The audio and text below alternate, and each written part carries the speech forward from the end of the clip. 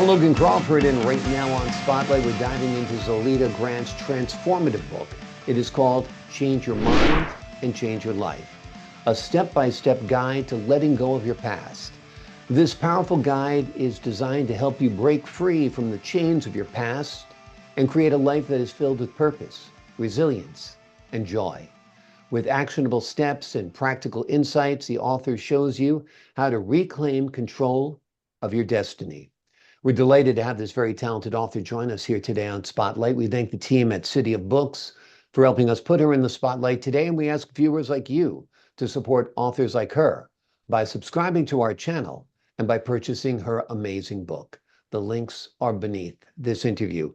Zoilita, thank you so much for joining us here today on Spotlight.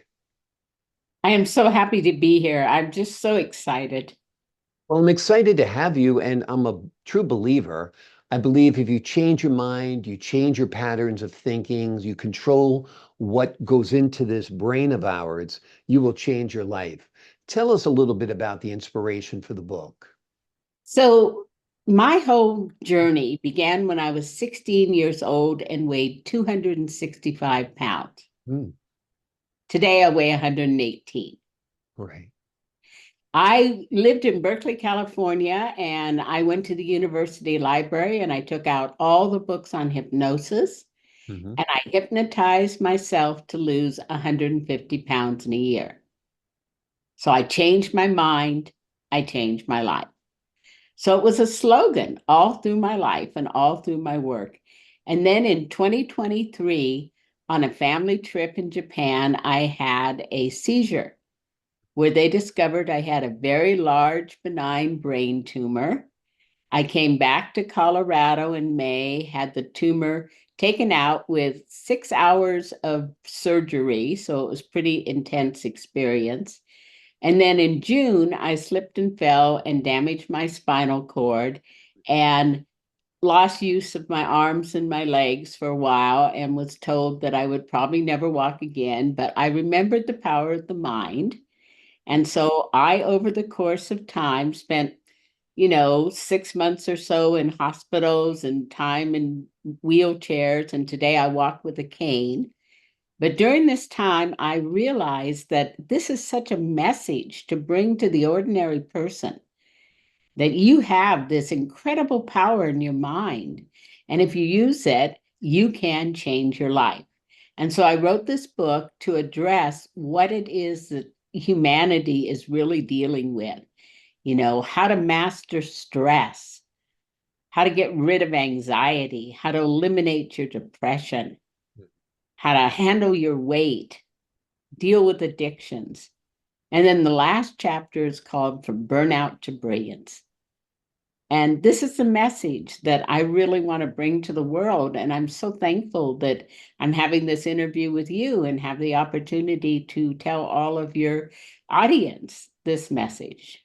I think it's a profound message. I mean, just look at your own life. You're a great example. You have radically changed it by having positive thoughts, and you've changed, your appearance, your health aspects. If you had been 265 pounds for the rest of your life and perhaps beyond, that would have impacted your health. You might not even be here today.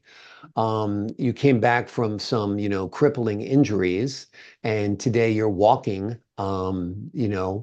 and that's all wonderful things. Part of your book also, aside from the affirmations and the positivity of our thoughts, it's letting go of the negative thoughts in our past.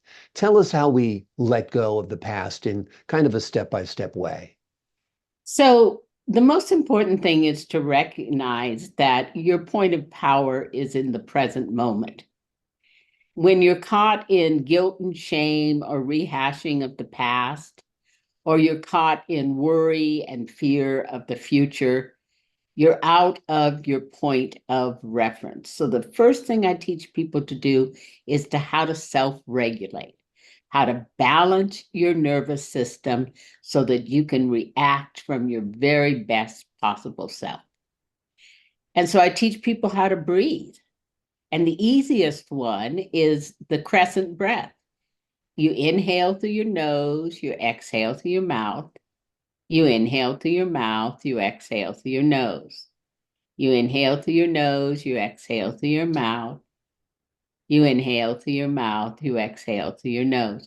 You do that for 2 minutes, 5 times a day, and you will be able to balance your nervous system so you are not as impacted by stress.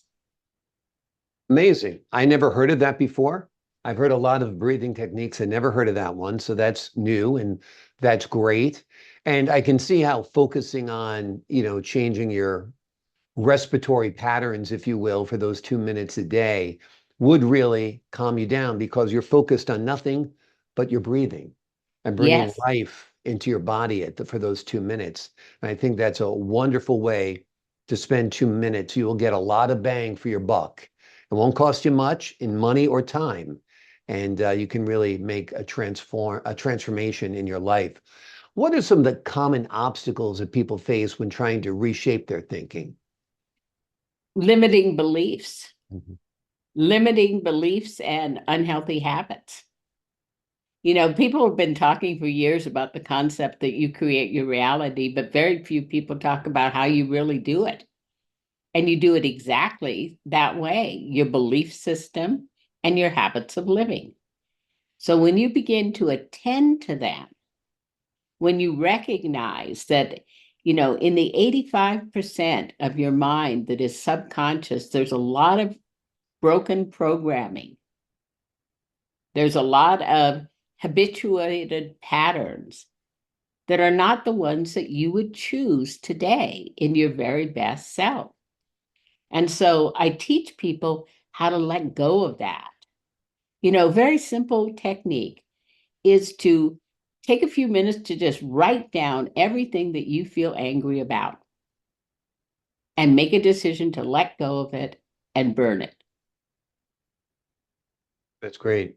I do the same things that I'm concerned or worried about. I'll write them down and then I'll figure out an action plan. And if it's something that's out of my control, I forget about it. But if it's something within my control, let me take action and resolve it. And it's a good way to live your life for sure. Um, what do you hope readers take away from this book? How do you hope it changes their lives? So, in that last chapter, when I talk about moving from burnout to brilliance, Mhm. what I'm really talking about is learning how to take 7 very simple steps in how you live that take you from being ordinary to extraordinary. How you can really focus on creating the vision of who you want to be, up leveling, your own biocomputer by changing the programming in the subconscious mind. Yeah. And you mentioned there's 7 steps. I don't want you to go through all of the 7 steps. People can buy the book and read it. But what's one of those steps? So the first step is the whole idea of becoming in the present moment, taking the time to recognize the difference between that. Hmm. And the second step is spend time in the zone. Hmm. When you spend time in the zone consciousness, which is a brainwave frequency, which is optimum performance, you can get there by running, you can get there by dancing, by nature, by meditation, by yoga, many, many ways. But spending time in the zone gives you the emotional space to make change. And the third one is always expand your knowledge. Be a growth mindset person. When you think that you know the answers, you don't have the curiosity to find out new information. Exactly. Keep an open mind. And I find this a lot with people. So many people have a problem for every solution. You know, don't shoot down the ideas before they've had a chance to take life. I think that's important. I think once you get into this mindset of being positive, and like I was saying, you don't have to be Pollyanna about it. You do have real concerns and real challenges in life, and they need to be addressed. But there are ways to address them without being stressed, which is only going to make the challenges worse and have them take a toll on you physically, mentally, and emotionally, right? Absolutely. And you know that key element of learning how to get into a state of consciousness, which is called the zone, Mhm. which people often get in through meditation or other mindful practices, is like a recharge for the brain and also connects you into your intuition. Mhm. If you only work from your cognitive mind, you're only dealing with information from the past. When you True. work from your intuition, you see the possibility of the future. Absolutely. And that future is limitless if you believe that. The name of the book is Change Your Mind and Change Your Life, a step-by-step guide to letting go of your past. It is a powerful guide designed to help you break free from the chains of your past and create a life filled with purpose, resilience, and joy. This is a terrific book. And as you can hear from Zoilita today, she's really thought these things through, and she's a living example of a person who has positively transformed her life by changing the way she thinks. So, Lita, thank you so much for joining us here today on Spotlight. Thank you so much for having me. My pleasure. Great having you on the show. To the folks at home, I'm Logan Crawford, thanking you for your time this time until next time on Spotlight.